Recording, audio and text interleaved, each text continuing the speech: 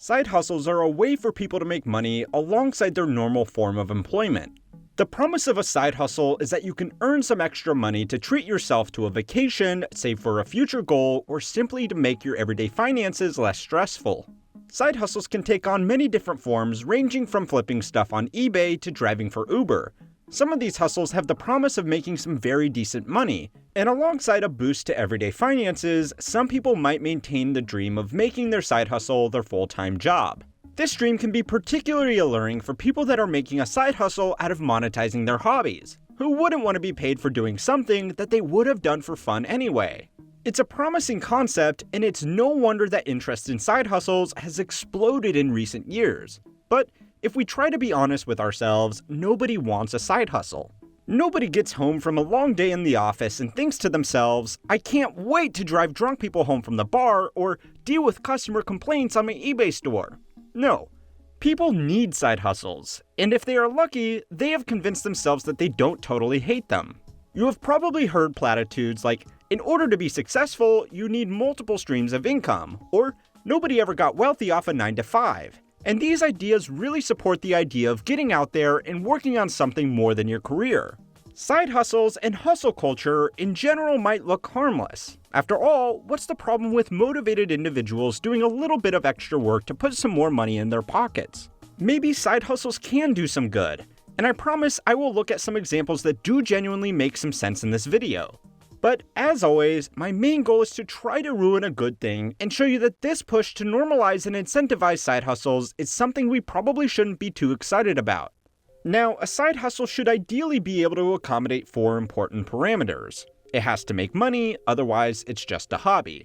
It has to be doable outside your regular working hours. It has to be something you have the expertise and resources to accomplish, and if it accomplishes this, then why not make it your full-time job?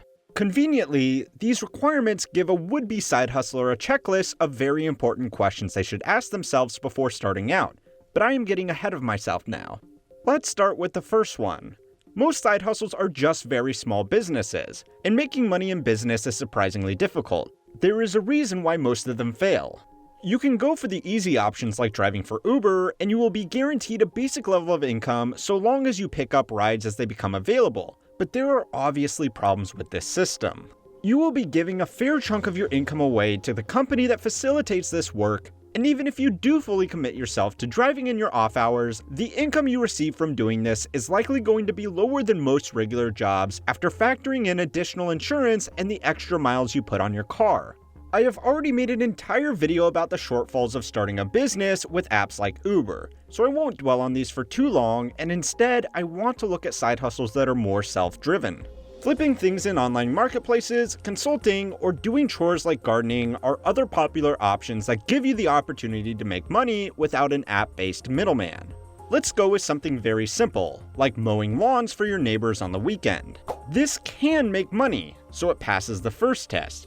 It's also done outside of regular working hours, so it passes the next test. And you might think that you wouldn't need much expertise and resources to set this gig up, but you might be surprised. Most lawns only need to be cut once every 2 weeks, which means if you want to make this a consistent hustle, you are going to need more than just a lawnmower and a gallon of lemonade. Before you start making any money, you are going to need to go door to door asking people if they want their lawns mowed. It sounds easy, but going door to door to sell something is a terrifying experience for 99% of people. And even people confident enough to do it would be surprised how hard it would be to find enough people to agree with your services to make wasting your weekend worth it in the first place. And yes, before you write about it in the comment section, I did have a job for 3 weeks doing door-to-door sales in college. Please don't hate me.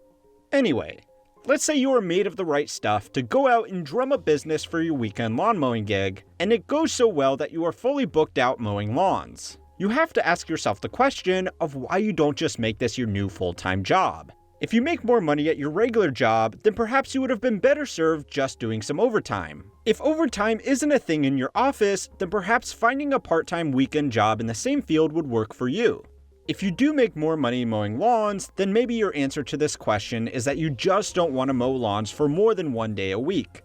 That's fair, but then why the hell are you doing this to yourself? If you enjoy mowing lawns less than your day job, then you have just signed yourself up for some well-paid torture. But there is a solution to this, which is to focus on where you added the most value in your hustle. In this example, that would be in the door-to-door sales. If you didn't hate that, then you would be best focusing on and pursuing a career in sales where you can just focus on where you're good at without a need to push a lawnmower around all weekend. Of course, this is just one example amongst the plethora of different side hustles available to you. So don't take this as career advice on building your lawn care empire. But instead, let it demonstrate that most value comes from specializing in one thing and then doing that thing extremely well. An extremely good salesman who spends most of their time pushing around a lawnmower is not going to make as much money as an extremely good salesman who focuses on closing deals. A website developer will on average make more money building websites all day than they would by building their own website to try and sell socks online. This advice goes directly against what you might have heard about most millionaires having 7 different sources of income. So who's telling the truth here? Well, this claim originally comes from a 2002 study published by the IRS, which tracked 6,053 wealthy individuals who had died between 1996 and 2002. The study looked at their tax returns and found that these millionaires had 7 distinct forms of income: investment income, earned income, rental income, royalty income, capital gains, profits, and interest income. Immediately, you can start to see the problem here. Most of these income types are simply the result of being rich to begin with, not from going out and #grinding. The study also showed that most people built their wealth by building one business or focusing on one highly compensated career, which they could then use to buy up assets that would provide these other income streams. The claim that the average millionaire has an average of 7 income streams is also pushing the wording of this report to the level that it's an outright lie. Only 29% of millionaires in this study reported 5 or more streams of income, with the majority having just 3. Still impressive, but it's not out of the ordinary for a wealthy person to have a job, get some dividends, and earn some money from interest in a savings account. This rather disappointing reality is a far cry from what some people might want you to think when they say this phrase. But I'm sorry, nobody really gets rich by doing half a dozen jobs. There is also one other problem with drawing any conclusions from this study, which is becoming a common theme for this channel, and that is selection bias. This study looked at people that died between 1996 and 2002. Most people die when they're old. Older people, especially rich older people, have had more time to accumulate assets to diversify their income away from their primary earned income. Most of you watching are a long way from death, hopefully. And 99% of people that achieve massive financial success at a young age do it by maxing out one income stream. Or, getting a nice inheritance. That works too. So, if the common belief about multiple income streams is not true, why then do you see it repeated everywhere? The cynic in me wants to say that a lot of people spouting this nonsense have some kind of hidden interest in selling you a course or something on building out your next income stream. And that's definitely part of it. But honestly, I think that most people that perpetuate these ideas are people who genuinely need to believe it's true. Young workers have never known a world with the level of job security, career progression, and opportunities available to the generations that came before them. Having a backup form of income in case you get fired out of the blue one day no longer sounds like doomsday prepping, it's just prudent advice. I am also well aware of people that need multiple gigs to support themselves and their families because they don't receive enough income from their main job. But to be fair, this should be called what it is, which is working multiple jobs. To call what someone is doing in these situations a side hustle is just sugarcoating a shitty situation. So, despite what I have said so far, I don't want you to brush the whole idea of side hustles off. I just want to make sure you are asking these questions, so you can avoid wasting your time working just to make some guru or tech company rich. You know you are a lazy person, and there are thousands of people who want to tell you exactly how to fix that. But the truth is, you are probably just fine, and falling too far into the productivity rabbit hole will just make you lazier, more stressed, and poorer than when you started. Productivity. Productivity. Productivity. Productivity. Productivity. Productivity. Productivity. Productivity. Productivity. Modern life is full of an endless list of things to do. You spend a lot of time getting to a job, putting in your 8 hours a day if you are lucky, getting home again, and only then can you go shopping, clean your house, wash your clothes, pay your bills, cook, and help out your family with anything they need. Thanks to the rising cost of living and stagnating wages, you might also want to include a side hustle or a business project in addition to everything else. Oh, and at some point, have some time to relax with friends and family or just get a good night's sleep. It's a lot, and us humans were not meant to be this switched on all the time. So to keep you on your grind and to help you feel a little bit less overwhelmed by everything that you need to do, there is a new movement of pseudo-self-help gurus. These people promise to teach you simple tricks that conveniently fit into seminars, books, or 15-minute YouTube videos that will help you to better organize your life, stay motivated, and achieve your goals, even if your goal is not having to work 2 jobs. It sounds helpful, or at the very least, harmless, but following this advice could put you further behind for 4 reasons. The first reason is that it just doesn't work.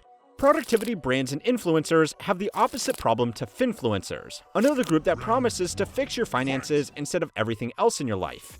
Good personal finance should be boring and simple. Save diligently, avoid high-interest debt, maximize your income, and invest responsibly for long-term goals. It's so simple that everything you need to know about personal finance can fit on a post-it note, and people have done it. That's a problem for personal finance influencers, because they make a lot of money by posting weekly content and can't keep saying the same thing every week, so they end up making uninformed predictions or telling financial success stories that were more a product of luck than diligent financial planning. But we have already talked enough about these guys before.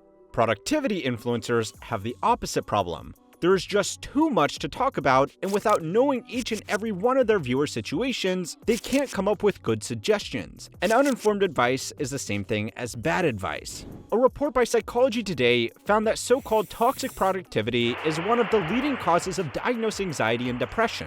A strong focus on productivity also produces worse outcomes for everyone. A report by the Harvard Business Review studied employees who were fired for bad workplace behavior. The study found that a large share of those terminated employees were high performers in their roles, but brought down everybody that worked with them. A strong belief in their own abilities, a strict adherence to their own routines, and a high expectation for everybody around them made them worse at delivering good results for the business. The researchers found that a worker that had an intense focus on their own productivity might return $5,303 in cost savings to a company through increased output. Avoiding a toxic hire will net an estimated $12,489 because they collaborate more easily with coworkers and clients are less resistant to changes in the organization. An extreme focus on productivity in your personal life can also simply make you less productive as you spend all your time and effort hyper-optimizing every task in your life instead of just getting them done in a way that works for you. Despite the crazy amount of harm this can do, there are 3 terrible reasons why the cult of productivity isn't going anywhere. So it's time to learn how money works to find out why trying to become more productive is only going to make things worse. The number of hours Americans work has gone down over the decades according to the OECD. But at the same time, people report having less time to themselves, and there are 3 reasons for this. Technology has made our work easier, but it has also made it easier to be at work.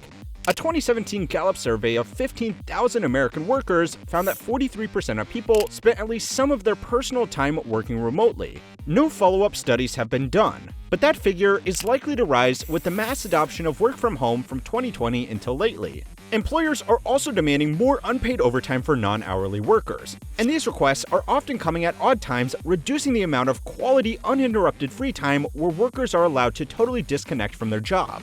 The psychologist Adam Alter said that if you carry around a phone that your boss or team can message or call you on at any time, you probably haven't had real free time to yourself for years. The second reason is that people who work are working less, but more people are working. A stay-at-home partner who takes care of chores, children, and other tasks is now a luxury that most people can't afford. A growing number of people are also remaining single for longer, so people have to do their jobs and their chores when they get home without the help they would have gotten in the past from more traditional family units. The third reason is simply that there are more distractions. When was the last time you felt bored? Probably a long time ago, right? Because today, right there in your pocket is a phone that gives you access to games, messages, and apps that are literally designed from the ground up to give you dopamine on demand and are hyper-optimized to keep your attention.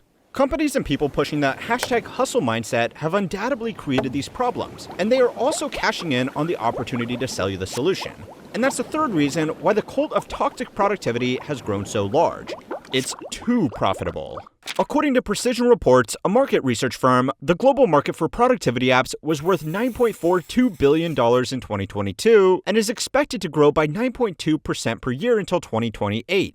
In addition to this market, there are also people selling books, courses, consultations, and tutorials on avoiding the world's distractions and squeezing the most out of your day. It's a big market for one simple reason. People who have decided that they want to be more productive are high-intent customers, and they are willing to spend a lot of money on a good solution because they think of it as an investment rather than a purchase. If someone could give you an app or a course that would let you focus for longer and build out a side business that doubled your monthly income, of course you would pay a lot for that. People seeking out ways to maximize their productivity are also on average wealthier, as people who are into self-improvement and are short on time often are. This means that people can make millions of dollars very quickly if they can amass an audience and convince them that they have the secret to maximizing productivity. I am going to stop short of calling these a get-rich-quick scheme style grift, because I do believe that the most popular personalities in the space like Ali Abdaal, Alex Hormozi, and even Gary Vee really do have good intentions with their audience, and they don't intend any harm. Some other self-improvement personalities don't care as much and just want to get you to buy their course by any means necessary. But even these good guys still have something to sell you. It's a classic strategy of, hey, look at me, I am rich and successful, and you could be too, if you do this thing that I am selling. A video about how someone made $10 million a year and a breakdown of their revenue sources might generally be made with the best of intentions of transparency, but it also serves as a demonstration of how well their advice has worked for them and how it could work for you too. In the interest of my own transparency, I have made the same kind of video because I thought it was interesting and I thought it would get views. But I don't have a course on how to run multiple businesses or get big on YouTube. Some of these tools these people and companies are selling are totally free, but some can cost thousands of dollars. And with an audience that is so intent on changing their life for the better, it's not unusual for people to take on credit card debt to attend a mindset conference or buy a course that they think will change their life. Now, if you pick up some tricks that help you stay on top of your meetings or just feel less stressed about your everyday chores, that's great. And if that's worth investing some money, go ahead. But there aren't millions of people watching this with the goal of minor improvements. People are expecting something much bigger that simply can't be bought. Working out how to stay focused for every hour of the day is probably not going to radically change your life. In my career as an investment banker, I got to work directly with hundreds of very successful company founders that were raising hundreds of millions of dollars for their businesses. All of them were very busy people, but none of them tried to optimize every hour of the working day or work 100-hour weeks to make their business a success. It's also not fair to even compare regular people to highly successful business people either, because they often have assistants and other staff to take care of them, so even if they are spending long hours in the office, they have everything else in their life taken care of. And that's the third reason why falling into the productivity rabbit hole can leave you much worse off in the long run, which is that you are probably wasting your time. This works in two ways, so let's call them reason 3A and reason 3B. The first way this will end up wasting your time is that after setting up calendars, reminders, journals, meditation sessions, attending seminars, and watching productivity content, you have probably wasted more time than you will ever save with a simple plan that you work out as you go along. Reason 3B is a little bit more interesting though. Being productive is not the same as being busy. But if you're focused on not wasting any of your time, you are more likely to divert your attention to things that aren't going to do you any good. A survey conducted by 1,989 office workers in the United Kingdom found that the average person was on task for just 2 hours and 53 minutes a day. Trying to optimize that time to get more done in a day is only going to result in you being given more work to do, which is great for the company you work for, but doesn't help you much. Strong performance is important for career progression, but being the guy that does the work of 3 normal coworkers isn't the right way to show you're the right person for a promotion. Being too good at your job is also one of the leading reasons that managers have given for not promoting staff because they will be too hard to replace. Even if you are a business owner and you do financially benefit directly from every additional bit of work you get done, the mindset that a lot of productivity gurus preach is not going to make your business sustainable or scalable. The cult of productivity is weirdly split on this. Some people advocate working 100 weeks until you are a billionaire, and only then are you worthy of a day off. And some argue that if you are getting paid based on how many hours you work, you are a loser that can't properly delegate.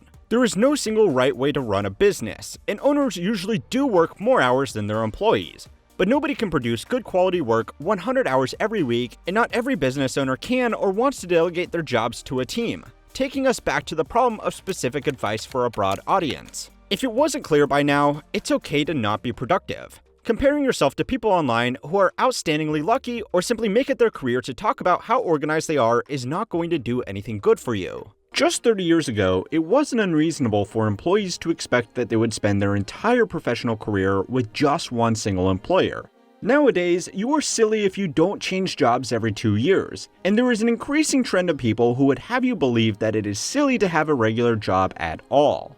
The culture of being an entrepreneur or an investor or a freelancer is increasingly driving young professionals to pursue career paths that are truly not in their best interests. Now, starting a business can of course be incredibly rewarding, and I might sound like a bit of a hypocrite here because I of course started this YouTube channel, at least in part, because I thought it had the potential to be very profitable, and it has been, which is great. But I am also aware of the fact that I have been extremely lucky, like winning the lottery levels of lucky, even to get where I am today. I am also aware that a YouTube business is about the easiest possible business in the world to run. The product distribution, advertising, accounting, server hosting, and invoicing are all handled for me. It's also incredibly low risk. If my channel never took off, I would have wasted about $300 in equipment and software subscriptions. Now, I bring up YouTube because it's one of the defining examples of a business model that is perpetuating the idea that if you are not a #hustler, you are failing at life. So it's not just you. As someone who is statistically speaking in my core demographic of viewers, namely men aged between 18 and 55, you are likely overwhelmed with ads and recommendations from people talking about how great it is to be a business owner. This trend has been on the rise in recent years, and there is really an interesting reason why. Or rather, 3 really interesting reasons why. The first is that it is simply a popular content medium. The second is that it's become far easier to perpetuate, and the third is that there is an ever-growing group of people that need you to believe it's true.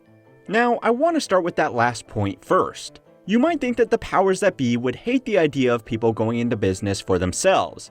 They just want diligent little employees that work hard to make them rich. The last thing that a business owner wants is more business owners because that's more competition, right?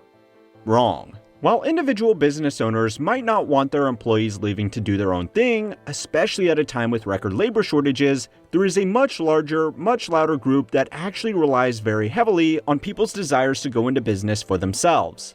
Now, when I said this, you were probably thinking of the YouTube ad charlatans that almost inevitably popped up before this video to pitch you a course on Amazon FBA, crypto trading, or real estate investing. Now, sure, these guys are certainly the worst offenders, but they are far from alone. Some of the largest companies in the world have been built on the idea of being your own boss. Multi-level marketing companies were some of the earliest examples of this. Back in the 1950s, when the American dream was alive and well, the idea of starting your own business sounded just swell to the rapidly growing middle class. The problem was that starting a business, especially in the days before the internet, was extremely hard. You needed inventory, a storefront, equipment, and employees if you had any ambitions of growing.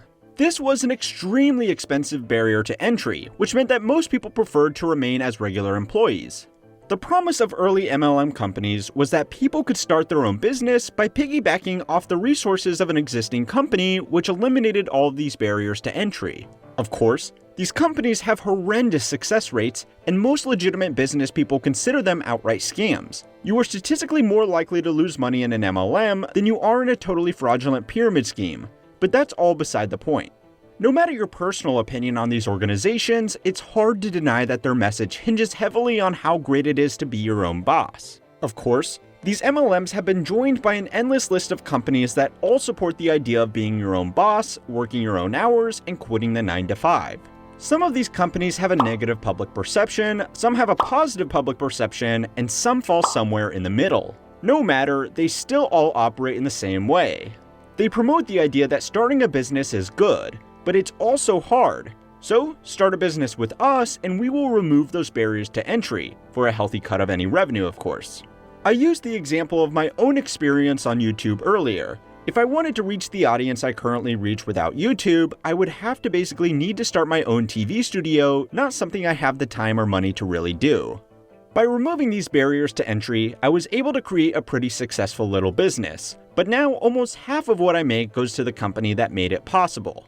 The arrangement in this example is obviously a win-win, but But the average person that really tries to make YouTube work is going to put in hundreds of hours of work only to make a few dollars a month at best. At that point, they would have been much better off driving for Uber, although I'm sure most people would see that as a worse platform to build a business on. Now, all businesses have risk, so this isn't even actually the biggest problem. These businesses are all a part of what academics are calling the platform economy, where people will create independent companies that operate almost entirely under the umbrella of a larger company. The main problem with these platform economy businesses that people start is not that they take a cut of the revenue. That's just business. You don't get server hosting, marketing, and product development for nothing. No. The main problem is that platform economy business people are totally subservient to the platform that they build their businesses on. If Uber decides that a driver's income per mile is getting halved, they don't have much say in that decision. If a Fiverr freelancer gets kicked off the website, they lose their business. And if YouTube decides to stop recommending my videos, then I have to go back to a real job. This brings us on to the third group that need you to believe that being a business owner is just the best thing ever. So far, we have explored the nefarious scammers and the opportunistic middlemen, but perhaps the worst offenders of all in pushing the idea of starting your own business are the genuine well-wishers. Now, I'm not talking about your friends and family here. Sure, they might be excited to hear about your new business venture, but so long as they are not financially reliant on you, it's unlikely that they really care too much about how you make your money. I am more talking about the people on the internet running forum threads or creating videos on how to set up an online store. They might genuinely have your best interests at heart, but they may or may not realize two very important things. The first is that subconsciously or otherwise, they are still very dependent on their viewers believing that they can replicate their success. I covered this in more detail with my video on personal finance influencers. I don't want to repeat too much here, but if people start thinking that being their own boss isn't all that it's cracked up to be, then these public figures are unlikely to retain their viewers for as long. This will mean that they are more likely to omit or downplay the risks and hardships that come with running a business. They are also going to be the victims of selection bias. By definition, you are much more likely to watch well-produced and popular videos on YouTube. The people who have popular videos on YouTube are going to be successful business owners. You are less likely to sit down and watch a video made by some guy in a derelict apartment talking about how they remortgaged their house and wasted 10 years working on a business that never took off. One video is naturally more likely to be recommended to you, and that same video is going to be something that you are going to want to watch more of. The other type of video may be far more common, but people are going to be less inclined to want to watch it, and therefore it's less likely to be recommended to you in the first place. Both of these people may genuinely be trying to share their business experience, but you are only ever going to hear one of their stories. Of course, I have picked on YouTube here because it's the platform I am most familiar with, but the same rule applies to influencers on TikTok, business leaders on Instagram, or even your outwardly successful friends on Facebook. The message that creating a business is good gets pushed up, while the message that creating a business is risky and hard gets pushed down. Now, after all of this, if you still want to create your own business, that's awesome. It truly wasn't my intention to shit on anybody's dreams in this video. Rather, I want to make people aware of the realities of going into business for themselves, especially in the context of fake gurus and platforms that would have you believe it's easy. There is something of an ease, certainty, reward trade-off in all things. You can choose something that is easy with a high level of certainty like a regular job or driving for Uber, but you have to realize that the rewards will not be as great. You could go for something that has high income like being a doctor or a lawyer, but you need to be prepared to put in a lot of effort. And then of course, there are some roles that don't require much effort at all, but still have the potential to make you lots of money. A YouTuber is a great example because despite what they will tell you, they really don't work that hard, at least not compared to doctors or lawyers. The problem, of course, is that you need to be incredibly lucky for this to actually work. You can't have ease, certainty, and high reward all together because then everybody would be doing it. The same is true for business. If someone is making a big deal about how easy it is to get into some type of business or how you are guaranteed certain returns, that should not be a selling point. That should be a giant red flag. A business that's easy to get into means that it's easy for your competition to get into. More competition means less profits and a greater risk of failure. If you really want to get into business, you want to find something that's incredibly hard to get into, or better yet, find something that only you can get into. This could be down to your skills, your network, or maybe even, your capital. Maybe that means you need to take 10 years working in the industry first, maybe that means you need to save up enough money to design your first prototype, or maybe it just means you need to meet the right people before you set up shop. Whatever it is, you are going to be much better off starting a business that is difficult to get into rather than one you can start online within an hour. And hey, maybe by the time that you get to the point that you actually are ready, you might decide that it's not worth the stress at all. Maybe you would just rather work towards a nice healthy retirement, or then again maybe not, because I have some more bad news. Rich people buy time, poor people sell time. How many times have you heard some variation of this phrase? Don't sell your time for money. You're exchanging your time for money. And what does that mean? Trading your time for money is a sucker's bet. I don't want to work anymore. I can't trade my dollars and hours. Our country wasn't founded on this concept of trading time. I look at it as if you're trading your time for money, you're always going to be limited in how much money you can make. This is a finance bro way of saying don't make money exclusively from a source where you get paid X amount of dollars for Y amount of work, which is basically every job. There are various reasons given for why selling your time for money is a bad idea. Like you only have so many hours in a day you can work, so A, trading your time for money limits your potential income, B, trading your time for money also makes you more financially vulnerable if you are unable to work, and C, it's really hard to sell a course on trading your time for money unless you're a college. Although maybe don't say that last one out loud. The alternative to trading your time for money is usually investing, starting a business, living a wildly alternative lifestyle, or some combination of all three of these things. But I am here to tell you that while this very broad phrase might have some merit in specific situations, it's probably very much complete bullshit, and you really shouldn't take anybody who says it too seriously. At best, the phrase "don't sell your time for money" is just another example of hustle bros needlessly bashing on regular day jobs that provide stable living to a majority of Americans. It also perpetuates the idea that simply working a full-time job is not good enough, and that a side hustle or whole extra business is mandatory to get ahead these days. They might not be wrong, but we will get to that later. Most importantly, the thinking behind the line of "don't sell your time for money" is just wrong. Without being a trust fund baby, there really is no way to reliably make money without investing some time. And more importantly, trading your time for money can be a genuinely great way to build wealth, so as long as you're doing it correctly. The most common way people sell their time for money is by working at a job. The transaction of dollars per hour is very easy to see because it will be included in the employment contract and regular paychecks. Problem? Well, the person at Starbucks gets paid by the hour. The person at the gas station gets paid by the hour. But guess what? Most doctors and lawyers also get paid by the hour. An employer will buy an hour of time from an employee for a predetermined amount of money. This amount could be anything from minimum wage to hundreds of dollars an hour for highly skilled and very senior employees. Another increasingly popular way that people are selling their time for money is through gig work, which isn't as clear-cut as X amount of dollars for Y amount of hours, which means there's a chance for workers to take home less than the minimum wage for the hours they put in, but exploitive or not, gig work is just another way of selling time for money. The gig economy could be a much better option for everybody if we untied the protections and benefits that we have created to support this full-time job. Cool, great. I'm pretty sure you all know how jobs work, so why am I telling you about this in such basic detail? Well, because jobs are not the only way that we sell our time for money.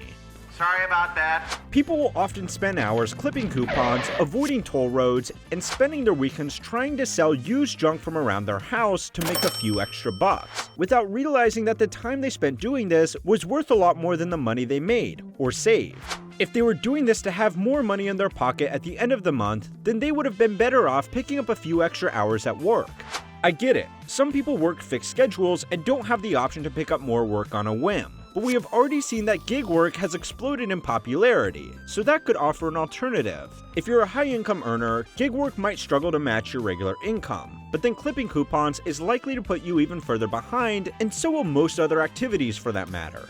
Amongst financial professionals, there is a type of investor called the sophisticated idiot. A sophisticated or accredited investor is someone who has more than $1 million in assets outside of their primary residence, or earns more than $200,000 a year. American financial regulators have decided that people making this kind of money are smart enough to have enough financial security to make riskier, less regulated investments. Medical professionals, like doctors and dentists, fall into the sophisticated idiot category all the time, because they frequently make big investments that take up a lot of their time. A dentist developing an apartment complex might be able to make a lot of money, but investments like this can take hours of planning and oversight. Even if they are successful, they often walk away with less money than had they just taken on a few more cases and stayed in the operating room. Doctors and dentists are very smart people, but because they don't think they're selling their time for money, they often undervalue the money they could have made if they weren't trying to make passive income.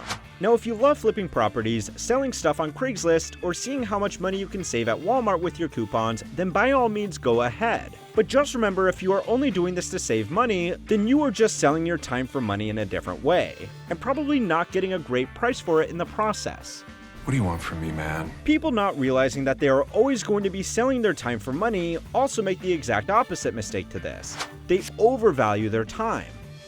There are things you could do right now that would only take an hour and would save you a lot more money than you would make in an hour at work. Renegotiating insurance, utilities, and mortgages, canceling subscriptions you never use anymore, or applying for a new credit card with a sweet sign-up bonus. All of these will take a bit of time, but will put much more money back into your pocket than doing an extra hour in the office. Because you waste time on things that never pay you.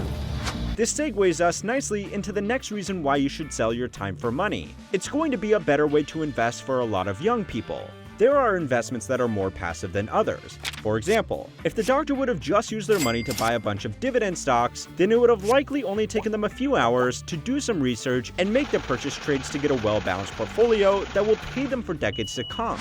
If a dentist could earn $1,000 an hour while practicing, and it took them 5 hours to consult with a financial planner that charged them another $1,000 on how to structure a $1 million stock portfolio, then the dentist would need to make up $6,000 for this to have been a good use of their time. A $1 million portfolio should return between $50,000 and $100,000 per year over the long term, so it would take roughly a month for the dentist to get ahead on this investment. This was a good way for the dentist to sell their time for money, and that's using very generous figures for how much that dentist could make at their practice. But the math doesn't work like this for most people. Most people earn much less, but also have less to invest. A regular professional making $15 an hour with $1,000 to invest really shouldn't overthink things. Even if they make phenomenal returns of 100% per year by day trading using techniques they picked up from some totally legit guy on the internet, that's still only $1,000 a year. And before you start talking about compounding returns in the comment section, may I remind you that the greatest hedge fund of all time only made 60% annualized returns before fees. So if you really think some random guy is going to make 100% annualized returns after watching a tutorial from some random guy on the internet, then I have truly failed to teach you how money works. Anyway, the problem is that because working for money gets such a bad rap, and passive income is continuously held up as the holy grail of financial success, a lot of people choose to make small investments with money that would have been way better spent increasing their earnings power. $1,000 can pay for qualifications to do a lot of jobs that pay significantly more than minimum wage. Now, I'm not talking about online courses or college degrees. I am talking about real work qualifications to do work that requires specialized training. If you have some technical skill, a coding bootcamp can get you an entry-level job as a software engineer. It might not be Google, but you could still be earning a lot more than minimum wage, plus the passive income from a $1,000 stock portfolio. Working on acquiring qualifications and marketable skills is not as sexy to most people as picking the next Tesla, but it's a much more reliable way to make money. And hey, once you are selling your time for more money, you can use that extra money to work on building passive income. But maybe you want to speed up this process by starting your own business. Well, then understanding that you are always selling your time for money is going to be even more important. In my career as an investment banker, I've been lucky enough to talk with a lot of successful company founders about what made their business work. Starting a business is always going to take a lot of time and energy, and as an early founder, you will need to accept that you are going to basically be doing everything, from the sexy stuff like product design and marketing to the boring stuff like accounting. As a business grows, a big mistake that a lot of business owners make is either trying to continue to do everything themselves or delegating away everything but the fun stuff. A business can only get so large before it can no longer be operated by a single person, and letting go of something that you control can be hard. The finance gurus are absolutely right when they say that you need to leverage other people's time and experience to scale a business, but this isn't the excuse to forgo the boring stuff either. If a business owner has a background in design and no experience at all in business management, then they should hire a business manager to delegate the day-to-day operations of the business to them, because their time is better spent designing new products. Similarly, if a business owner has a decade of experience as an operations executive and no experience whatsoever as a designer, they should hire a designer and delegate that work to them, even if they think they would have more fun thinking of cool new products. Understanding that you are always selling your time for money will really help you if you decide to go into business for yourself, because it will always remind you to stick to the tasks where you are worth the most, and delegate the tasks that you can't do to a professional standard even if you really want to. Despite the few stories of college dropouts starting billion-dollar companies, the average age of a billion-dollar founder is 47 years old, and that's because they spent decades in a career that gave them skills, which meant they could leverage their time to build a company worth $1 billion.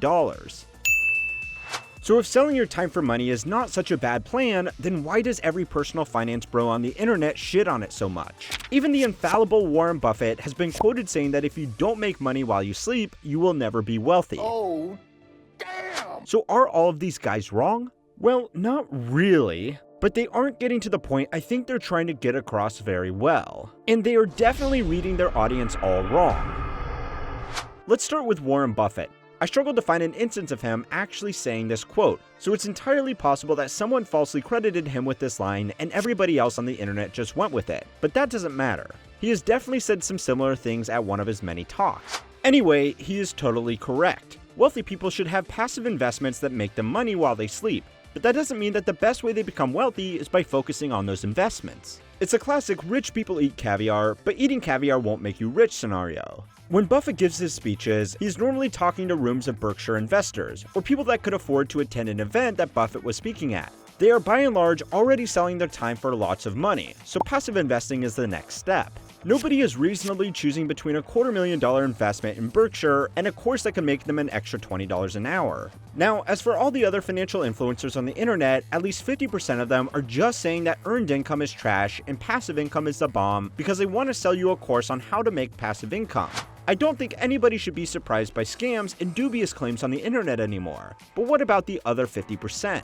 The other 50% of people making personal finance content really are trying to do their best. But financial content given to a general audience can only be so good because, well, it's general advice. Invest into a portfolio that will make you passive income is not bad advice. And yeah, eventually, if you want to retire, you will need most of your money to come from a source that requires very little time input.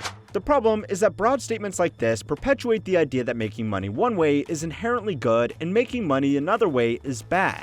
This good advice makes no considerations for someone's age, qualifications, income, existing assets and liabilities, obligations, time horizon, and goals. You shouldn't watch a Dr. Mike video instead of getting a checkup, so you shouldn't watch a Graham Stephan video in lieu of making a personalized plan for improving your own personal financial situations. Unfortunately, not everybody can make money for doing nothing. The world does need people to work. No matter what you do, you are always going to be selling your time for money. It's up to you to make sure that you do everything you can to make the hours in your day a highly sought after and marketable product. A good grift requires people to believe 4 things. People need to believe it's credible, people need to believe it will give them wealth or a better life, people need to believe it will be easy, and people need to believe that the grifter has a secret to making it all work.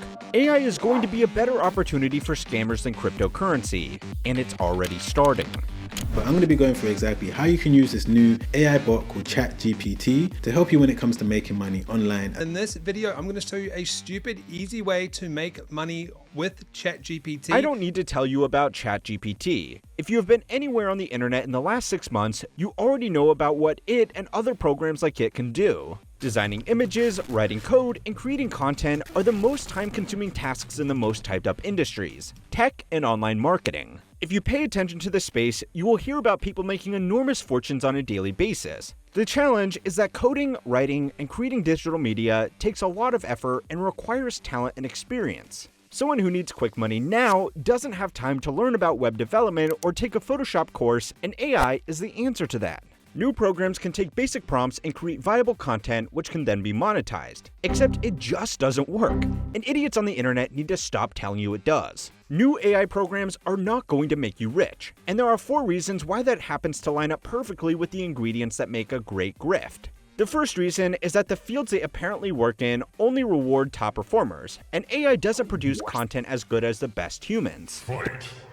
The most frequently recommended AI hustle is creating fully automated YouTube channels. The business plan is to get ChatGPT to write you a video, Midjourney to create a slideshow of visuals, and some freemium online software to turn it into a video to post on YouTube and make that sweet ad revenue. To qualify for monetization on YouTube, a channel needs a minimum of 4,000 hours of watch time and 1,000 subscribers. That doesn't sound like much, but less than 1% of channels ever qualify for the partner program, and this barrier was so challenging for new channels to overcome that YouTube lowered the requirement to 3,000 hours of watch time and 500 subscribers. Even of the channels that gain enough of a following to be monetized, most are only making a few dollars a day. It took me, and most of the other creators I speak with personally, more than a year of making content before we were monetized. Making videos is time consuming, so letting AI do all of the work for you plays well into one of the key ingredients of a good grift. People need to believe it will be easy. The trouble is that AI is just not very good yet, and the reason you don't see many other channels run by robots is not because people aren't trying. It's because the YouTube algorithm simply isn't making them as visible, because there are better videos made by real creators still putting in effort. You may not like the weird energy of Mr. Beast or the Paul brothers, but they are much more engaging than an internet word generator, so they get millions of views, and the millions of people trying to create automated channels get nothing. Dropshipping is another common grift that has the same apparent advantage, which is really its biggest weakness. If you are one of the lucky few that has not had the dropshipping dream pitched to you yet, the business plan is to find overseas companies selling cheap products overseas using websites like Alibaba. Once you find something you think will sell well, you set up a website of your own to sell those products at a higher price. When someone buys something off your website, you turn around and buy it off the overseas seller and simply give them the address of the purchaser so they can handle the postage and you keep the profit.